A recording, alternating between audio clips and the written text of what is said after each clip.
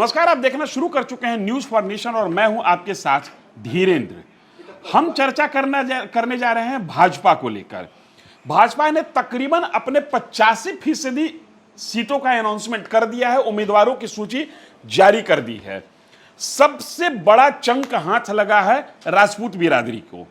तकरीबन 20 seat out of 85, तकरीबन 20 seat माना जा सकता है कि 25% सीट भाजपा ने राजपूत जाति के नाम कर दिया। 11 सीट पर भूमिहार बने हुए हैं। दूसरी बड़ी बाजी लगी है वैश्यों के हाथ में। वैश्य की भी संख्या 1 दर्जन से ऊपर जाती हुई दिख रही है और पहली सूची में जो ब्राह्मणों की नाराजगी थी उसको थोड़ा कंपनसेट करने की, थोड़ा शांत करने की कोशिश हुई है। 10 सीट आज जो दूसरी सूची जारी हुई है उसके बाद 10 सीट ब्राह्मण जाति के खाते में भी जाती हुई दिख रही है। यादव पॉलिटिक्स से बीजेपी किनारा करती हुई दिख रही है अब तक जो लिस्ट जारी हुआ है उसके हिसाब से। लेकिन हम बताने जा रहे हैं, हम डिस्कस करने जा रहे हैं कि बीजेपी ने किस पैरामीटर पर उम्मीदवारों का चयन किया। अगर कहीं से किसी का नाम कटा है तो उसके पीछे की वजह क्या रही। किसी की लोकप्रियता किसी व्यक्ति, किसी सिटिंग एमएलए या किसी उम्मीदवार से शायद अगर बड़ी है तो वहां पर परंपरागत रूप से जो चुनाव लड़ते रहे हैं उनका टिकट काट दिया गया है। बीजेपी ने राजस्थान मध्य प्रदेश से सीखते हुए कुछ प्रयोग भी किया इस बार। जिस तरीके से राजस्थान विधानसभा चुनाव के समय और मध्य प्रदेश के विधानसभा चुनाव के समय कुछ केंद्रीय नेताओं को राज्य की राजनीति में उतारा गया और उसके परिणाम सुखद रहे, उसी के तहत रामकृपाल यादव को भी यहां पर मैदान में उतारने का निर्णय लिया गया है। इस तरीके से हम समझने की कोशिश कर रहे हैं कि बीजेपी ने किस पैरामीटर को फिक्स किया। अभी तक 2 बड़े ऐसे दिग्गज हैं बिहार बीजेपी में जो बैकडोर से विधानसभा में आते रहे हैं, मंगल पांडे और उप मुख्यमंत्री सम्राट चौधरी। इस बार बीजेपी ने कहा कि नहीं, बैकडोर से बड़े नेताओं को बैकडोर से नहीं आना है, बड़े नेता फ्रंट डोर से आएंगे, लिहाजा जनता का आशीर्वाद लेकर आइए। और मंगल पांडे और सम्राट चौधरी दोनों का नाम पहली ही सूची में आ चुका था। जिनके खिलाफ नाराजगी थी उनका भी टिकट कटा। उदाहरण के तौर पर रामसूरत राय, और रामसूरत राय का टिकट कटा तो वहां पर एक नया सामाजिक प्रयोग भी देखने को मिला। अजय निषाद जो कि भाजपा के ही थे, लोकसभा चुनाव के समय भाजपा छोड़कर कांग्रेस में चले गए थे। हाल के दिनों में उनकी पति पत्नी दोनों बीजेपी में शामिल हुए और उनकी पत्नी को रामसूरत राय की कंस्टिट्यूएंसी की जगह पर टिकट दिया गया। 2 नेता और हैं ऐसे, एक मंत्री हैं मोतीलाल। सीतामढ़ी में जब एनडीए कार्यकर्ता सम्मेलन हुआ था इनका जबरदस्त विरोध हुआ, लिहाजा इनका टिकट भी कट गया। और सीतामढ़ी के ही विधायक मिथिलेश कुमार, 2022 में इनका एक्सीडेंट हो गया था, तब से ये संसदीय कार्य में बहुत ज्यादा इंटरेस्ट नहीं ले पा रहे थे, शारीरिक व्यवस्था थी इनकी, इस वजह से भी इनका टिकट कट गया है। जातीय समीकरण को भी साधने की कोशिश हुई है। यही कारण है कि राजपूत जाति पर सबसे ज्यादा दांव लगाया गया है। ऐसा माना जा रहा था, हाल की तारीख में 2-3 बड़ी बैठक करके बीजेपी को राजपूत जाति के नेताओं ने चेतावनी दी। राजपूत जाति के किसी भी नेता को, बिहार के राजपूत जाति के किसी भी नेता को केंद्रीय मंत्रिमंडल में जगह नहीं मिला है। यह एक भारी नाराजगी थी राजपूत जाति के बीच में। लिहाजा उनकी नाराजगी को कम करने के लिए अभी तक जितनी सीटों की घोषणा हुई है उस हिसाब से अगर देखें तो तकरीबन 25% सीट राजपूत जाति के जिम्मे किया गया है। कुछ हारे हुए दिग्गजों पर भी दांव लगाया गया है, जैसे बैकुंठपुर से मिथिलेश तिवारी। इनको पिछली बार लोकसभा चुनाव के समय बक्सर से इनको टिकट दिया गया था, लेकिन वो चुनाव भी हार गए। बावजूद इसके पार्टी ने इनको इस लायक समझा कि एक बार फिर से बैकुंठपुर विधानसभा क्षेत्र, जहां का प्रतिनिधित्व ये 2015 के विधानसभा चुनाव में किए थे, इनको जिम्मा दिया गया है एक बार फिर बैकुंठपुर से चुनाव लड़ने का। ऐसे ही नाम है हिसुआ से अनिल कुमार का। अनिल कुमार 2020 में चुनाव हार गए थे, लेकिन एक बार पार्टी ने फिर उन पर विश्वास जताया और उनको जिम्मेदारी दी गई है कि आप फिर से जीत कर आइए। औरंगाबाद में रामाधार सिंह भाजपा के बड़े नेता होते थे, बिहार सरकार में मंत्री भी रहे, लेकिन इधर चुनाव हार रहे थे, विवाद में भी थे स्थानीय सांसद को लेकर, लिहाजा विवाद से भी बचने की कोशिश की गई। रामाधार सिंह का टिकट काट दिया गया, त्रिविक्रम सिंह को उनके जगह पर मौका दिया गया है। अरवल में दीपक शर्मा बहुत ज्यादा कमाल नहीं दिखा पाए थे और चुनाव हारने के बाद क्षेत्र में इनकी सक्रियता भी कम रही।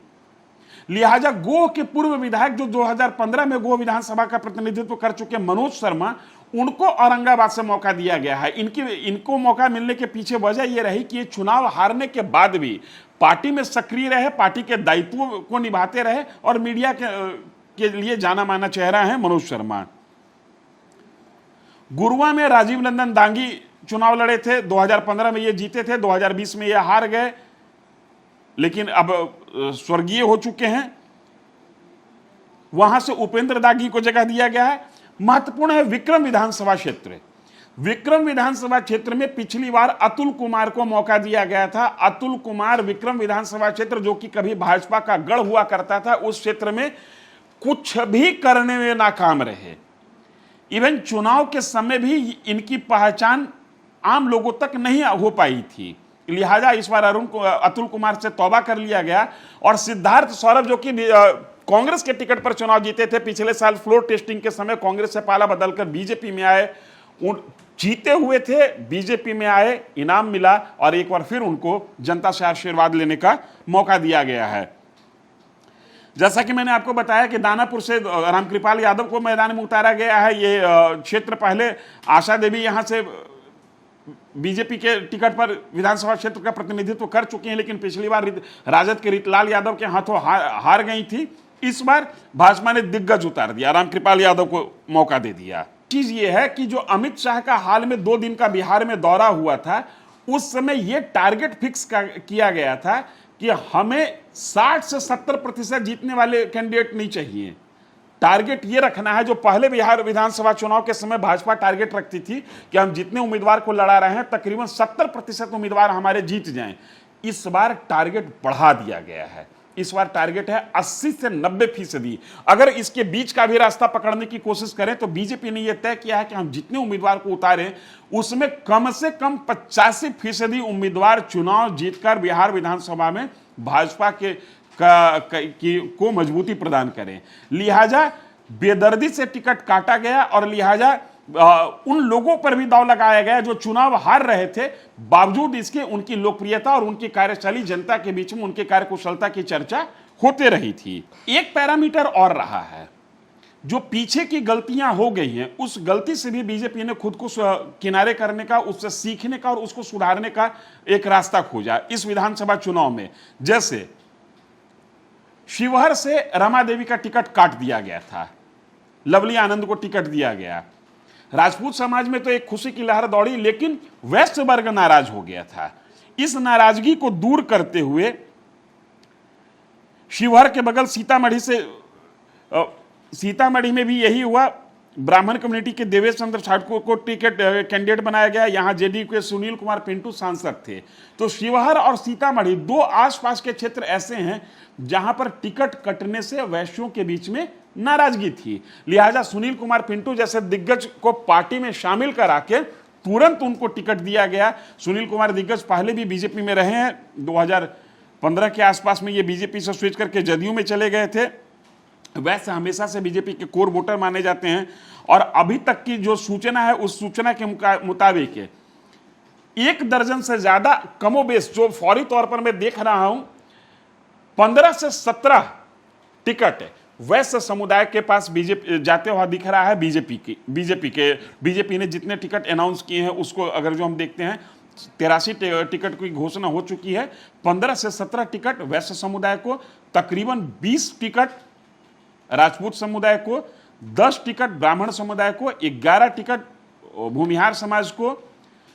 यादवों पर जो पिछली बार सबसे ज्यादा दांव, एक अच्छा खासा दांव लगाया गया था, इस बार यादव जाति पर अभी तक दांव लगता हुआ नहीं दिख रहा है। हालांकि अभी भी 17 सीटों के लिए उम्मीदवारों का घोषणा होना बाकी है। हम कुल मिलाकर यह समझने की कोशिश कर रहे थे कि नंदकिशोर यादव जैसे दिग्गज का अगर जो टिकट कट गया तो इसके पीछे की योजना क्या हो सकती है। इसके पीछे की योजना ये है महत्वपूर्ण कि नए कार्यकर्ताओं को मौका दिया जाए और वो समाज जो बीजेपी के साथ लंबे अरसे से जुड़ा हुआ है, उस समाज की भागीदारी ज्यादा से ज्यादा सुनिश्चित कराया जाए। लिहाजा एक तरफ बीजेपी प्रयोग करती हुई दिख रही है कि युवाओं को मौका दे रही है, मैथिली ठाकुर को शामिल कराकर एक गायकी समाज में युवाओं की जो लोकप्रिय, युवाओं के लिए जो लोकप्रिय चेहरा है उनको मौका दिया गया। साथ ही साथ एक प्रयोग ये भी है कि जो उम्मीदवार उम्रदराज हो चुके हैं, जो उम्मीदवार बार बार चुनाव हार रहे हैं, उनको किनारे किया जाए और वहां पर नए चेहरे को मौका दिया जाए। ये एक सामान्य सी एक तरीके से कहें कि एनालिसिस थी हमारी। बीजेपी ने अभी तक जितने भी उम्मीदवारों का ऐलान किया है, उन उम्मीदवारों को समझने के लिहाज से भूमिहार जाति की संख्या 1 बढ़ चुकी है। कल तक 11 थी, आज 12 हो गई है, लिहाजा मैं सुधार कर लेता हूं। भूमिहार जाति के 12 उम्मीदवार को मौका मिला है बीजेपी से और राजपूत जाति के 20 उम्मीदवार को मौका मिला है, ब्राह्मणों के 10, वैश्यों के 17 के आसपास संख्या बताई जा रही है। यादव जाति में बहुत ज्यादा दाव नहीं लगाया गया है, लेकिन अभी 17 विधानसभा क्षेत्र के लिए उम्मीदवारों की सूची आनी बाकी है। जैसे ही सूची आएगा हम उसको भी समझने की कोशिश करेंगे और आप तक उन बातों को पहुंचाने की कोशिश करेंगे। बने रहिए हमारे साथ, हम बिहार के हर पॉलिटिकल डेवलपमेंट को पल पल आप तक साझा करते रहेंगे। आप भी पल पल हमारे साथ बने रहिए। धन्यवाद।